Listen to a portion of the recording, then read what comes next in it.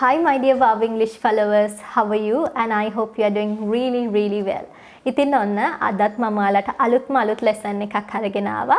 අද ලෙසන් එකේදී මම ඔයාලත් එක්ක කතා කරනවා. දැන් සාමාන්‍යයෙන් අපි ටෙලිෆෝන් කන්වර්සේෂන් එකකදී එහෙමත් නැත්නම් කාත් එක්ක හරි වීඩියෝ කෝල් එකකදී වගේ ඉන්නකොට අපිට මුහුණ පාන්න වෙන ප්‍රශ්න තියෙනවානේ සිග්නල්. ප්‍රශ්න ඔය වගේ දේවල් අන්න ඒ වගේ දේවල් අපි ටෙලිෆෝන් කන්වර්සේෂන් එකකදී කොහොමද ඉංග්‍රීසි වලින් කියන්නේ? එහෙමත් නැත්නම් ටෙලිෆෝන් කන්වර්සේෂන් එකකදී ඉංග්‍රීසි වලින් කතා කරද්දී ඔයාලට නිතරම අවශ්‍ය වෙන ෆ්‍රේසස් කිහිපයක් ගැන අද ලෙසන් එකේදී අපි කතා කරමු. දැන් සාමාන්‍යයෙන් හිතනවා කාට හරි කෝල් එකක් ගන්නවා එහෙමත් නැත්නම් වීඩියෝ කෝල් එකක් ගන්නයි හදන්නේ.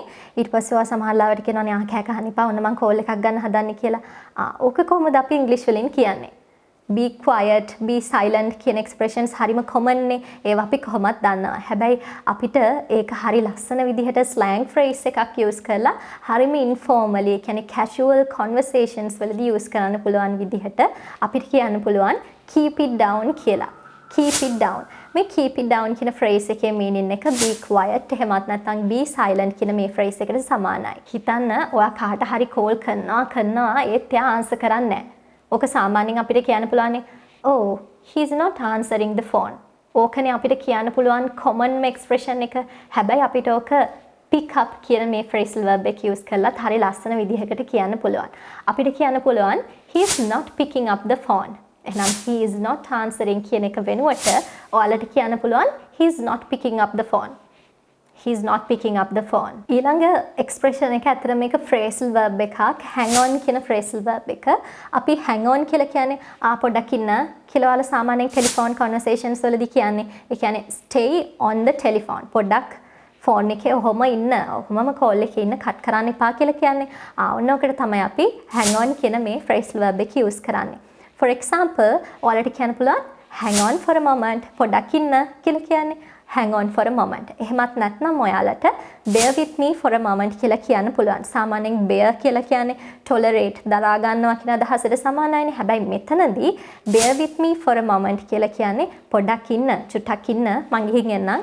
ඒතකන් කෝල් එක කට් කරන්න එපා. ඔහොමම ඉන්න කියලා කියද්දි ඔයාලට hang on for a moment එහෙමත් නැත්නම් bear with me for a moment කියන මෙන්න මේ phrases use කරන්න පුළුවන්. හිතන්න දැන් ඔයා ටෙලිෆෝන් කන්වර්සේෂන් එකේ ඉන්නවා. ඊට පස්සේ ඔයා hang on ඔහොම ඉන්න කියලා යනවා.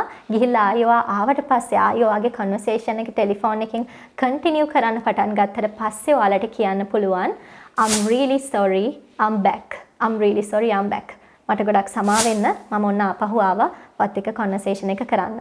I'm back. ඊළඟ expression එක තමයි put you through.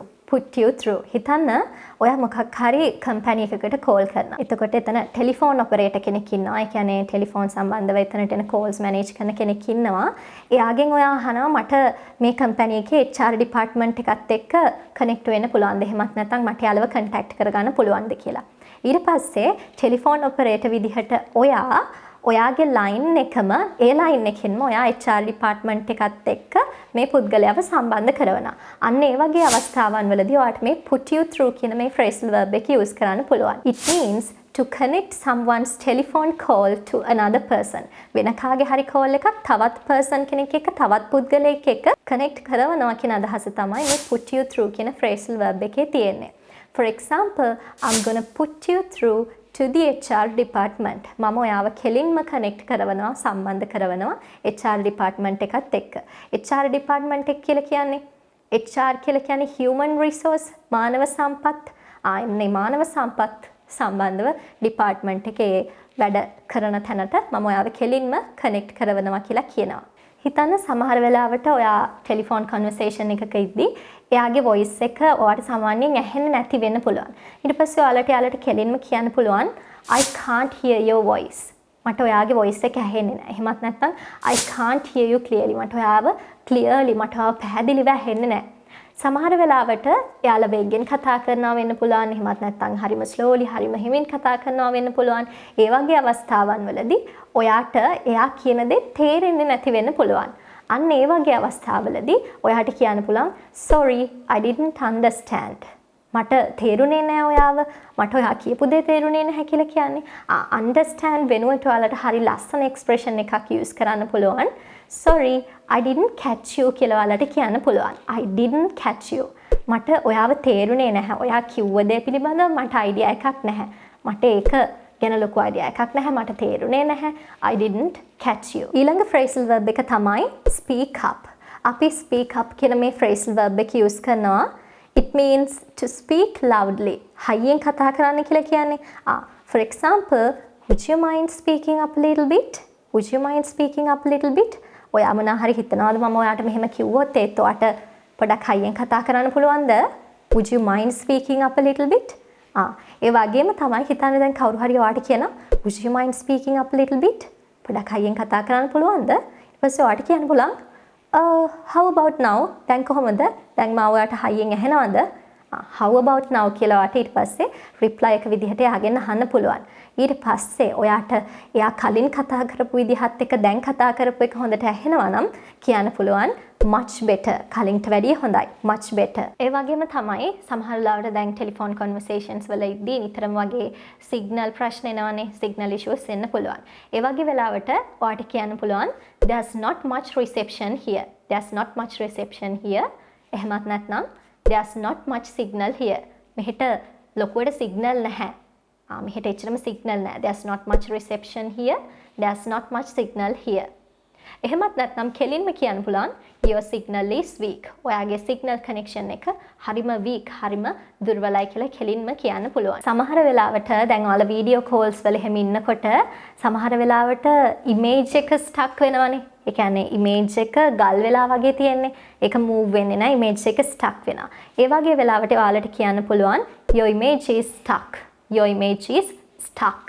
ඒ වගේම තමයි සමහර අවස්ථා තියෙනවා දැන් වීඩියෝ කෝල් එකේදී ඔයාගේ voice එක සහ ඔයාගේ appearance එක ඔයාගේ picture එක දෙකම පේනවානේ. මේ අවස්ථාවේදී ඔයා කතා කරන එක ඔයාගේ රූපෙත් එක්ක සමානව යන්නේ නැහැ. ඔයාගේ කට වෙන වෙලාවක හෙලවෙන්නේ ඔයා කියන දේ ආපහු ඊට සුළු මොහොතකට පස්සේ තමයි ඇහෙන්නේ. අන්න ඒ වගේ වෙලාවට ඔයාලට කියන්න පුළුවන් it's out of sync. it's out of sync. ඊළඟට ඔයාලගේ ෆෝන් එකේ ඔන්න දැන් බැටරි නැහැ. අපි කොහොමද මේක කියන්නේ?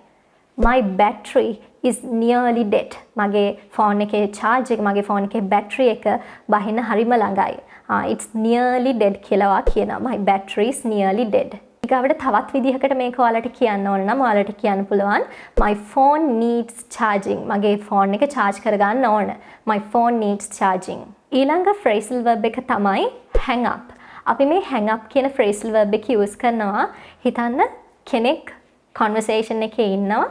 එතකොට ඒ conversation එකේ ඉන්න වෙලාවෙදිම එයා එකපාරටම ෆෝන් එක කට් කරනවා. මේ වගේ වෙලාවට ඔයාලට hang up කියන මේ phrasal verb එක use කරන්න පුළුවන්. It means to terminate a phone call while you are in a conversation. Terminate a phone call කියලා කියන්නේ to end a phone call. phone call එකක් අවසන් කරනවා කියන අදහස තමයි මෙතන තියෙන්නේ. So the next and the final phrasal verb is call back. අපි call back කරනවා කියලා කියන්නේ මම ආපහු ඔයාලට පස්සේ කෝල් එකක් ගන්නම් කියලා කියන්නේ. අන්න ඒ වගේ වෙලාවට ඔයාලට කියන්න පුළුවන් I will call you back later. I'll call you back later. Call back කියලා කියන්නේ ආපසු කතා කරනවා කියන අදහස. So guys, you can use these phrasal verbs and these expressions when you are in a conversation in your telephone. ඉතින් මේ expressions මේ phrasal verbs ඔයාලා telephone conversation එකකදී ඉන්නකොට අනිවාර්යෙන්ම use කරන්න. සහ මේ phrasal verbs expressions අනිවාර්යෙන්ම daily conversations වලට අවශ්‍යම වෙන නිසා ඔයා ගෙදරදී free time එකක් හම්බුන වෙලාවට මේ phrases ඔයා practice කරන්න. So guys, I will see you soon in my next videos. Bye bye. Lots of love for you.